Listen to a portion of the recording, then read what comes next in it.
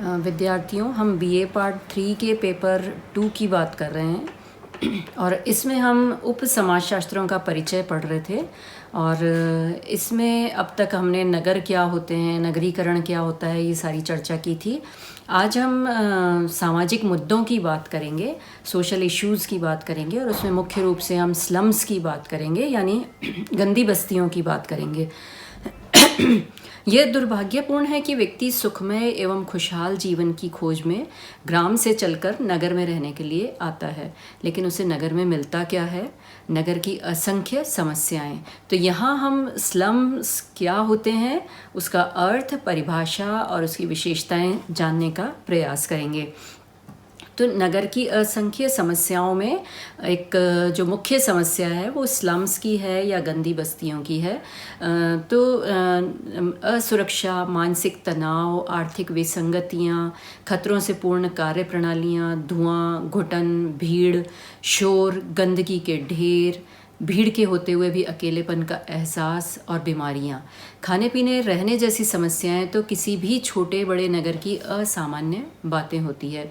पिछले कुछ वर्षों में नशीले पदार्थों का व्यसन, भ्रष्टाचार, बेरोजगारी, एड्स जैसी समस्याओं के केंद्र नगर और महानगर बनते जा रहे हैं। तो नगरवासियों के लिए आज की प्रमुख आवश्यकता स्वस्थ एवं निरापद जीवन और आवास की है।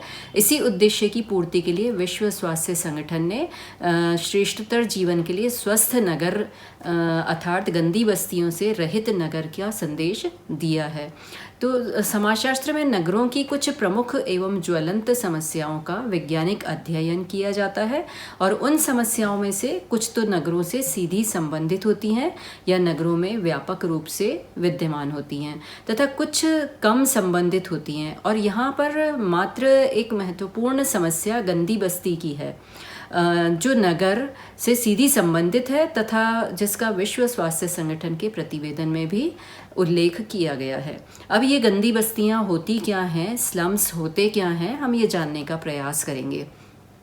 तो गंदी बस्तियां नगर में बसी ऐसी बस्तियां होती हैं जिनमें सभी प्रकार की जन सुविधाएं उपलब्ध नहीं होती हैं या अति अल्प या अपर्याप्त मात्रा में उपलब्ध होती हैं। गरीब लोगों की ऐसी बस्तियां जिनकी परिस्थितियां बहुत गिरी हुई होती हैं, ये बस्तियां आधारभूत सुविधाओं से रहित होती हैं और ये भीड़ भाड़ एवं तंग बस्तियां होती हैं। तो इनको हम गंदी बस्तियां कह रहे हैं। तो आज विश्व में लगभग 1 बिलियन लोग अर्थात 6 में से 1 गंदी बस्ती में निवास कर रहा है। गंदी बस्तियों की जनसंख्या से तात्पर्य है कि वे लोग जो गंदी, मैली, कुचैली बस्तियों में निवास करते हैं और गरीबी रेखा के नीचे जीवन जीते हैं। क्योंकि भारत आज भी विकास के रास्ते पर चल रहा है, इसलिए एक बड़ी संख्या मैली, कुचैली गलियों में, गंदे मोहल्लों में, गंदी बस्तियों में या गरीबी की रेखा से नीचे अपना जीवन यापन कर रहे हैं।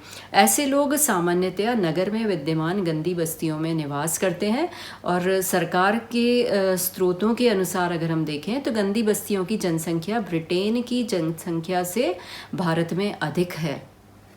ये जनसंख्या पिछले 2 दशकों में दुगनी हो गई। गंदी बस्तियों की इतनी बड़ी जनसंख्या होने के कारण समाजशास्त्री इसका क्रमबद्ध और व्यवस्थित अध्ययन करना चाहते हैं और उसको समझना चाहते हैं। तो इसी उद्देश्य की पूर्ति को ध्यान में रखते हुए गंदी बस्तियों का अर्थ, परिभाषा, विशेषताएं, उसके विस्तार के क्या कारण हैं, उसके लिए क्या समाधान सरकार कर रही है या कौन से ऐसी कार्य कर रही है सरकार जिससे इनका समाधान हो सके, तो वो सारी चर्चा हम करेंगे। आज हम इसका अर्थ, परिभाषा और उनके जीवन स्तर और विशेषताएं, गंदी बस्ती में रहने वाले लोगों की विशेषताएं या गंदी बस्तियों की विशेषताएं और उनके जीवन स्तर की चर्चा करेंगे। तो गंदी बस्ती की अगर हम परिभाषा करते हैं तो समाजशास्त्रियों, सामाजिक वैज्ञानिक, जनसांख्यवेत्ताओं आदि ने अलग अलग तरीके से इसको परिभाषित कर रखा है और यहाँ हम इसका शाब्दिक अर्थ देखेंगे। तो स्लम शब्द की उत्पत्ति आयरिश भाषा से मानी जाती है और ये पुर्तगाली शब्द लूम का अर्थ है एक अंधकारमय या बेसहारा स्थान, वह कमरा जो गरीब लोगों के पीछे गली या सड़क पर स्थित है।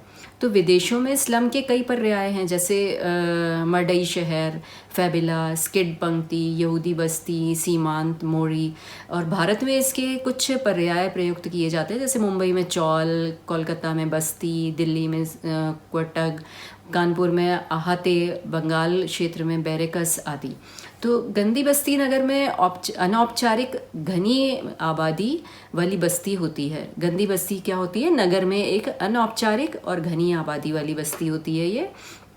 और गंदी बस्तियां नगर के आकार और विशेषताओं के कारण भिन्न भिन्न होती हैं। जैसा नगर है उसके पास में जो होंगी वो उस नगर की विशेषताएं और आकार लिए हुए होती हैं।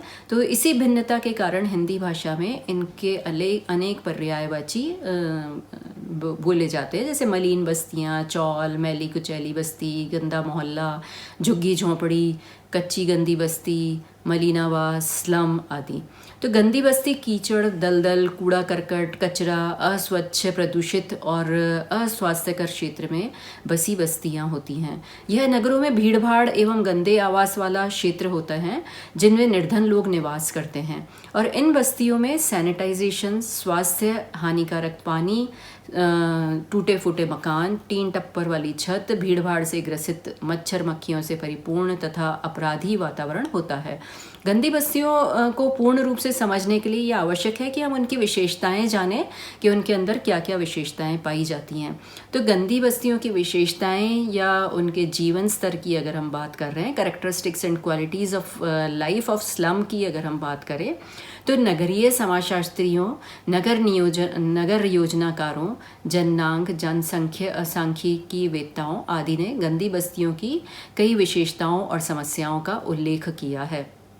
जैसे अगर हम इसकी भौगोलिक अवस्थिति देखें, जोग्राफिकल लोकेशन अगर हम देखते हैं, तो गंदी बस्तियों की अवस्थिति नगरों और महानगरों में पिछड़े क्षेत्रीय रेलवे लाइन के किनारे किनारे गंदे इलाकों, कीचड़, दलदल, कूड़ा करकट, कचरा, गंदा मोहल्ला, अस्वास्थ्य क्षेत्रों में ये लोग निवास करते हैं। ये गंदे क्षेत्र होते हैं और जहाँ स्वच्छ वायु, खुली हवा और रोशनी का अभाव हमको देखने को मिलता है।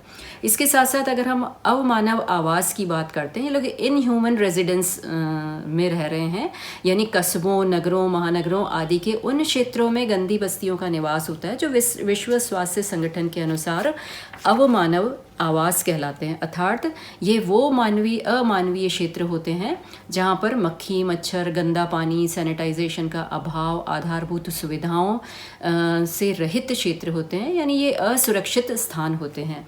अब हम गंदी बस्तियों के पर्याय देखें, अगर सिनोनिम ऑफ स्लाइंसेस देखें, तो गंदी बस्तियों के अनेक लक्षण उनके पर्याय शब्दों से भी स्पष्ट होते हैं।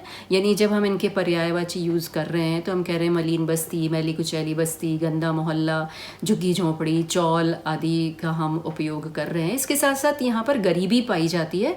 तो गंदी बस्तियों में जो निवासी हैं वो गरीब, बेरोजगार, गरीबी की रेखा से नीचे स्तर के या भिखारी या पॉकेट मार या अनैतिक व्यवसायों में लिप्त होते हैं, या फिर कल कारखानों में श्रमिक होते हैं, मजदूर होते हैं, ठेला, रिक्शा चालक, शराबी जैसे लोग यहाँ पर निवास करते हैं। इसके साथ साथ ये अनैतिकता एवं अपराध के केंद्र भी होते हैं और गंदी बस्तियाँ अनैतिक कार्य करने वालों के केंद्र होते हैं। यहाँ पर चोर, जेब काटने वाले, बाल अपराधी, नशीले पदार्थों के धंधे करने वाले लोग भी रहते हैं और इनकी स्थिति वहाँ औरतों की और लड़कियों की स्थिति निम्न होती है। इसके साथ साथ यहाँ निरक्षरता पाई जाती है और निरक्षरता पाई जाती बहुत कुछ लोग ही थोड़ा बहुत पढ़ पाते हैं, बाकी अधिकतर लोग निरक्षर होते हैं और घने और भीड़ भाड़ वाले ये क्षेत्र होते हैं। यहाँ पर प्राथमिक सुविधाओं का अभाव होता है, जैसे यहाँ शुद्ध पानी का अभाव होगा, बिजली का अभाव देखने को मिलेगा, सैनिटाइजेशन का अभाव होगा, आधारभूत ढांचे का अभाव होगा, शिक्षा का अभाव देखने को मिलेगा, बीमारियाँ देखने को मिलेंगी जिनमें मुख्य रूप से मलेरिया है, डेंगू है, कफ है, खांसी है, जुकाम है, ये सब यहाँ पर हमको देखने को मिलेंगी बीमारियाँ। इसके साथ साथ स्वास्थ्य केंद्रों का अभाव यहाँ देखने को मिलेगा, बाल कुपोषण देखने को मिलेगा, बेरोजगारी एवं अनौपचारिक आर्थिकी यहाँ देखने को मिलेगी, हिंसा देखने को मिलेगी, महिलाओं के विरुद्ध हिंसा, हमें देखने को मिलेगी। तो ये कहा जा सकता है कि गंदी बस्तियों का पर्यावरण सभी प्रकार से प्रदूषण से ग्रसित होता है और ये लोग गरीबी रेखा से नीचे के होते हैं तथा सभी प्रकार के शोषण ग्रसित सामाजिक, सांस्कृतिक, आर्थिक, राजनीतिक आदि से ये लोग ग्रसित होते हैं। अब इसके अगले व्याख्यान में हम गंदी बस्तियों का उद्भव, उनका निर्माण और उनके विस्तार के कारण पर चर्चा करेंगे। धन्यवाद।